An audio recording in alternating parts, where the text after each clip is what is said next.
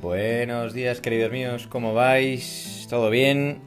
Me alegro, podéis sentaros y prepararos para este nuevo vídeo en el que vamos a continuar viendo la teoría de Karl Marx. En el anterior vídeo habíamos visto nociones básicas acerca de cómo Marx entiende el trabajo y por lo tanto la alienación económica que se da en el capitalismo. Es importante, si no lo habéis visto, es recomendable que lo veáis antes de ver este vídeo. En este vídeo empezaremos a ver una de las grandes teorías de Marx, que es el materialismo histórico. He puesto como título Una mirada sobre la historia para entender el presente y dirigir el futuro, porque en el fondo lo que va a hacer Marx es, mediante el estudio de la historia, intentar encontrar las claves para poder entender el momento en el que él está viviendo y también para poder asegurarse o para poder guiar a la gente de su época hacia un futuro mejor. Vamos a ver qué nos cuenta aquí el señor Marx. En primer lugar, tendremos que abordar el concepto de materialismo. Como habíamos visto en el vídeo de introducción, que si no habéis visto lo podéis ver, lo debéis ver, Marx hereda del contacto con Feuerbach la noción de materialismo en contraposición al idealismo de Hegel. ¿Qué es lo que defiende el materialismo? Que son las condiciones materiales las que determinan el hombre y la historia. Por lo tanto, lo que vendrá a decir es que si hay que cambiar la situación del ser humano, lo que habrá que hacer es cambiar las condiciones materiales que tiene. Vamos a ver esto con mayor profundidad. Para ello vamos a estudiar los dos elementos que identifica Marx para explicar todo este proceso. Estos conceptos son la infraestructura y la superestructura. Vamos con el primero, la infraestructura. La infraestructura es el modo en que se organiza la satisfacción de las necesidades materiales de la vida. Es decir, dicho con otras palabras, es el sistema económico. Cómo funciona la economía de una cierta región, cómo se organiza, cómo se produce, cómo se genera riqueza, cómo se reparte, etc. Según la teoría de Marx, la infraestructura viene determinada por distintos elementos que vamos a estudiar uno a uno. En primer lugar, podemos decir que la infraestructura viene determinada por el modo de producción. Es más, la infraestructura podemos decir que es el modo de producción. El modo de producción es eso, la manera en la que se organiza todo el sistema de producción de una región, de producción de mercancía, de bienes y demás. Va a decir Marx que el modo de producción de una región en el fondo es la suma de dos elementos, las fuerzas de producción y las relaciones de producción. Vamos a ver cada una de ellas. Las fuerzas de producción. La fuerza de producción también está compuesta de dos elementos. La fuerza de producción, digamos, sería algo así como la capacidad de trabajo, la potencia que tú tienes para producir. Esta potencia, dice Marx, está compuesta de dos elementos. En primer lugar, la fuerza del trabajo, es decir, la habilidad, el esfuerzo, los conocimientos, el tiempo y todo este tipo de elementos del trabajador. Y por otro lado, los medios de producción que tú tienes, las máquinas, las herramientas, el equipamiento, los edificios, etc. Si tú juntas estas dos cosas, pues obtienes una fuerza de producción. Tú puedes tener unos medios de producción buenísimos, unas fábricas estupendas, unas máquinas maravillosas, pero si no tienes nadie que las sepa utilizar, pues no vas a tener mucha fuerza para producir. Y también al revés, si tú tienes trabajadores muy capacitados, con muchos conocimientos, muy habilidosos, pero que tienen todas las herramientas rotas, pues también vas a tener una fuerza de producción muy baja. Y por otro lado están las relaciones de producción. Las relaciones de producción son las relaciones jerárquicas, es decir, ordenadas según la importancia, que se establecen entre las personas según su posición dentro del proceso productivo. Básicamente, dice Marx que se dividen en dos grandes grupos. Los que emplean su fuerza de trabajo, es decir, los que trabajan, y por otro lado, los dueños de los medios de producción, es decir, aquellos que poseen esos instrumentos para poder elaborar los productos. No tienen por qué estar separados, pueden coincidir. Puede ser que uno tenga su taller de carpintería donde tiene sus propias herramientas y además él es el que las utiliza para generar el producto. Puede coincidir en la misma persona o puede estar separado. Entonces, una vez que tenemos claro cuáles son los elementos que componen la infraestructura, podemos entender cómo funciona. En función de las fuerzas de producción y de las relaciones de producción, podremos definir el modo de producción de una época. En este sentido, los modos de producción han ido cambiando a lo largo de la historia. Pues según han ido cambiando pues los medios de producción, por ejemplo, pues cuando han aparecido nuevas herramientas. O también pues cuando se han adquirido habilidades nuevas para poder trabajar.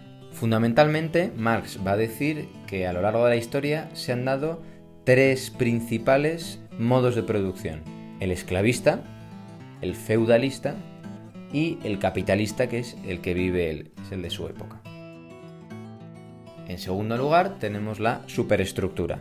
¿Qué es la superestructura? Bueno, Marx dirá que es la suma de los sistemas de organización social, política, jurídica, etc., más el conjunto de creencias de una sociedad, incluyendo el arte, la literatura, la religión. Digamos que sería todo aquel complejo de elementos no materiales. Esto sería algo parecido a lo que Hegel denomina el mundo de la idea, del espíritu.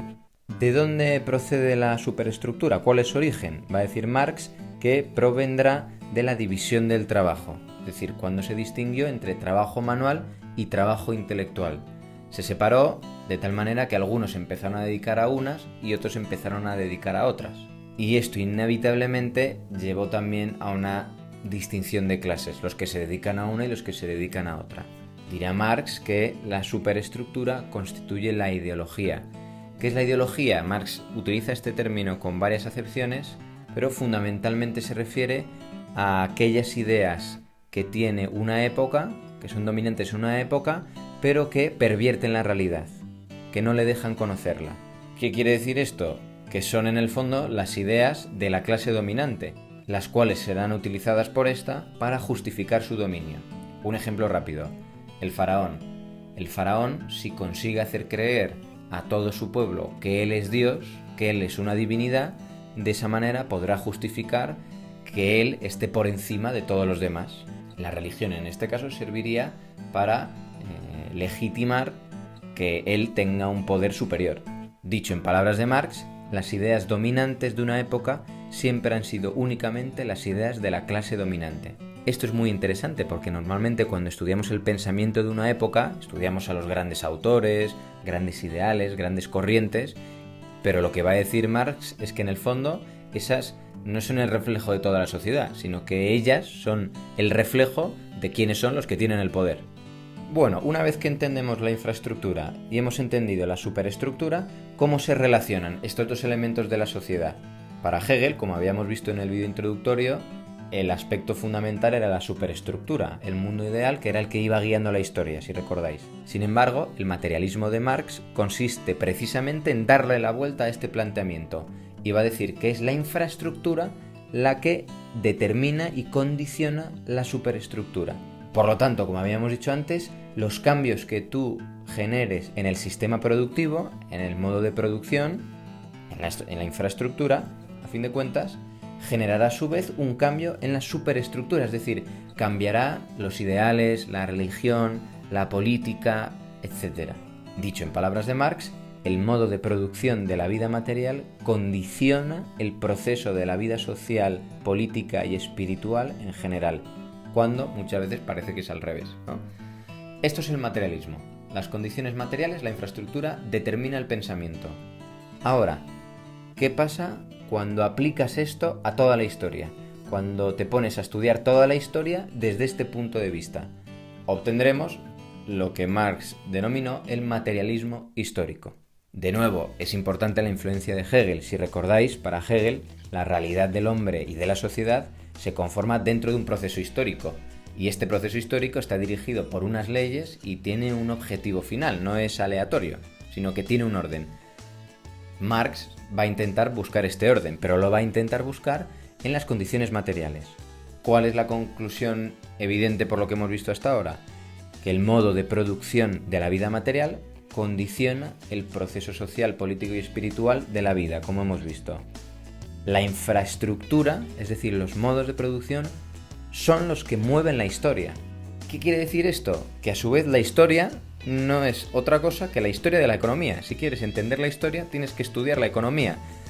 O lo que es lo mismo, tendrás que entender cuáles son las leyes que rigen los cambios sociales. Es más, dirá Marx que este precisamente ha sido uno de los grandes problemas que han tenido los filósofos a lo largo de la historia. Él dirá que hasta ahora, hasta su época, los filósofos se han quedado en el plano de la superestructura, de entender las ideas, los conceptos. Y por eso no han dado una contribución real a la historia y se han quedado ahí dando vueltas. Y aquí viene una de las frases más famosas en absoluto de Marx, que dice: los filósofos no han hecho más que interpretar el mundo de diversas maneras, lo que importa es transformarlo. Está muy bien interpretar el mundo y pensar cómo es, de lo que se trata es de ponerse manos a la obra y de cambiar el mundo.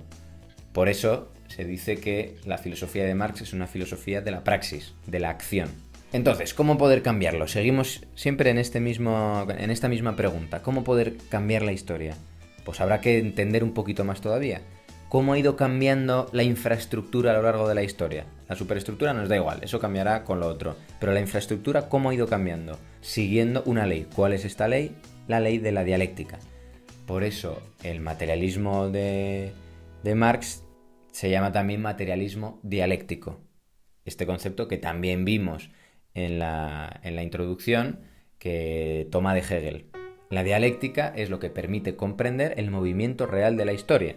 Si recordáis, como decía Hegel, explicaba que en todo proceso es necesario que haya una tensión entre dos fuerzas, que son contrarias, y gracias a esa tensión se producirá un nuevo avance. Pues ¿qué dice Marx aplicando esto a la historia? Que cada momento histórico tiene dentro de sí contradicciones que constituyen el mecanismo de avance del desarrollo histórico y del progreso de la sociedad. Vamos a intentar verlo más gráficamente y todavía más adelante veremos algún ejemplo de esto. Tenemos el modo de producción de una sociedad. Puede ser el modo de producción del feudalismo, pues con los campesinos que trabajan, agricultores y demás. El modo de producción, dice, por cómo es, generará tensiones dentro de sí. No será perfecto, habrá problemas, habrá crisis. ¿Por qué se generan estas contradicciones? Porque las fuerzas de producción avanzan, pero las relaciones de producción no. Es decir, cada vez hay mejores medios para producir, cada vez hay más capacidad de producir y sin embargo se van manteniendo las mismas relaciones, la misma jerarquía, ¿no? El dueño de las tierras y el campesino. Esto generará un choque interno que, según vaya avanzando poco a poco, inevitablemente, dice Marx, llevará a una revolución. Eso tiene que petar en algún momento, ¿no? Y después de la revolución aparecerá un nuevo modo de producción. Habrán cambiado las condiciones económicas. ¿Qué pasará con ese nuevo modo de producción? Que a su vez, con el tiempo, generará crisis, generará unas nuevas contradicciones, tendrá esta tensión y de ahí de nuevo otro movimiento violento que generará una nueva síntesis, un nuevo modo de producción, ¿no? ¿Veis que se repite este esquema de Hegel de tesis contra la antítesis que produce una síntesis? Por lo tanto, según el marxismo, la historia es una sucesión de distintos modos de producción que van chocando entre sí y generando unos nuevos modos de producción. Y eso es lo que explica la historia. Vamos a recapitular. Por lo que hemos visto hasta ahora, vemos que la visión marxista de la historia tiene dos grandes principios, que son las condiciones materiales, las que guían los cambios en la superestructura, primero, y segundo, que la historia avanza mediante las luchas generadas dentro de cada modo de producción. El resultado de estos dos principios será una de las teorías más conocidas de Marx, sin duda alguna, que es la lucha de clases, lo que él propondrá como verdadero motor de la historia. Vamos a ver qué es esto de la lucha de clases. Va a decir Marx que la historia, como hemos visto, consiste en las contradicciones constantes en modos de producción y estas contradicciones lo que generan es una lucha entre clases. Esto quiere decir que en el fondo toda la historia se puede resumir en la lucha entre dos grandes clases, dos grandes grupos, el grupo de los opresores y el grupo de los oprimidos. Tenéis aquí en el esquema, en este dibujo, que creo que es muy claro, ¿no? Los tres momentos, los tres grandes modos de producción que hemos visto antes el esclavista, el feudal y el capitalista, ¿no? Como hay una figura que son los amos, los opresores, y los que trabajan, que son los oprimidos. Los primeros son los dueños de los medios de producción, los que controlan todo los materiales para producir, y por otro lado están los que ponen la fuerza para trabajar, los trabajadores directos. Toda la historia, dice Marx, se resume en la lucha entre estos dos grupos, entre estas dos clases. Vamos a leer algún fragmento propio de Marx del Manifiesto Comunista, obra conocidísima suya y que empieza así.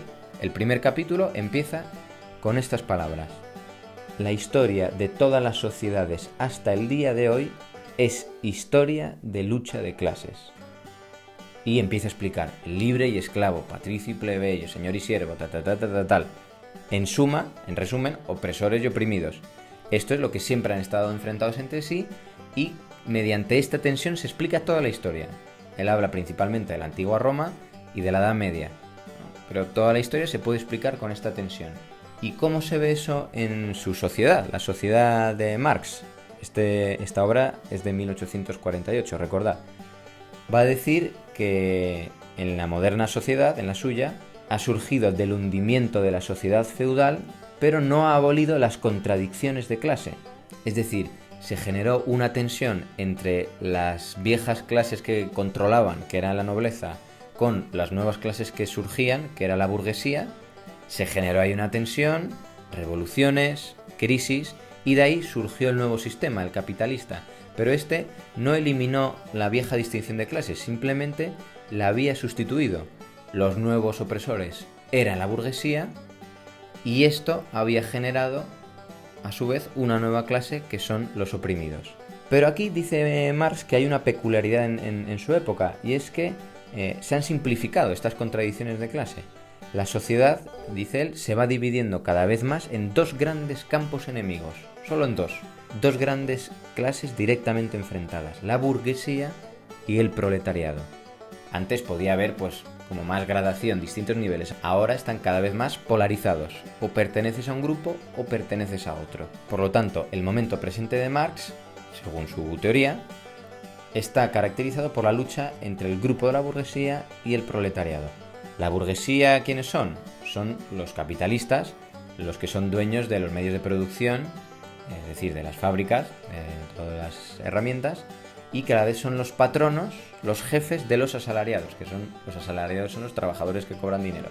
Y por otro lado, los proletarios son precisamente esos asalariados que no poseen medios de producción propios y que se ven reducidos a vender su fuerza de trabajo para poder subsistir, para al menos conseguir algo para sobrevivir. Según esta teoría, dice Marx, el proletariado es la contradicción que genera el sistema capitalista. Es decir, por cómo está hecho, por cómo está pensado, por cómo funciona, inevitablemente genera la clase de los proletarios, del proletariado. ¿Qué pasa? Que también por cómo está pensado, poco a poco las diferencias entre los dos irán creciendo hasta que la situación sea totalmente insostenible, y antes o después tendrá que venir la revolución. Pero eso lo veremos en otro momento. Por lo tanto, gracias a haber entendido la historia, Marx está preparado para entender el presente. Entiende su presente. Su presente consiste en la lucha entre estas dos clases. Ahora bien, ahora el objetivo no es solo entenderlo. Hemos visto, no se trata de interpretar el mundo, se trata de cambiarlo. Gracias a todo lo que ha visto antes, ha entendido cómo es su mundo actual. Y como lo ha entendido, ahora puede buscar los entresijos para intentar cambiarlo. Ahora, para poder llevar a cabo la revolución material que pueda acabar con el sistema burgués, es necesario entender bien cómo funciona este sistema y por qué funciona así. Es decir, cómo funciona el capitalismo. ¿Cuál es el objetivo de este estudio? Pues dice Marx, la fuerza material solo puede combatirse con la fuerza material, no con las ideas, no con teorías. Pero la teoría es capaz de convertirse en fuerza material en el momento que se difunde entre las masas. ¿Qué está queriendo decir con esto Marx? Que su objetivo es analizar cómo es el sistema capitalista para dar a los obreros las claves, difundir estas ideas entre las masas y que ellos puedan llevar a una revolución a cabo con éxito. Este análisis de cómo funciona el sistema capitalista lo llevan a cabo en varias obras, pero principalmente la más conocida es su última obra, El Capital. Pero este análisis económico que hace de la sociedad capitalista y las consecuencias que extrae de ahí lo veremos en el próximo episodio. Por lo tanto, resumen de lo que hemos visto en este vídeo. El objetivo era entender la explicación que da Marx del pasado para entender el presente y que nos dé claves para el futuro. Este estudio lo hará partiendo del materialismo. Ahí vimos infraestructura y superestructura, la relación entre las dos. Lo que mueve la historia es la infraestructura, las condiciones materiales. Esto es lo que él ha llamado el materialismo histórico. Y a la vez, este movimiento de la historia se entiende mediante la dialéctica, o sea, que toda la historia se explica mediante tensiones generadas dentro de los modos de producción. Estas tensiones a lo largo de toda la historia se ven reflejadas en la conocida lucha de clases. Los dos grupos que protagonizan cada modo de producción y que, luchando entre sí, generarán nuevos modos de producción que conllevarán el avance progresivo de la historia. Habiendo entendido esto, está en disposición de ponerse a estudiar el sistema capitalista, entender cómo funciona y hacer una propuesta para el futuro. Esta propuesta no os adelanto mucho, simplemente os digo que empieza por co y termina por munismo. Gracias por haber visto este vídeo, si habéis llegado hasta el final, espero que os haya ayudado, que os haya servido, si os ha gustado que os guste y no dejéis de ver los siguientes vídeos. Un abrazo.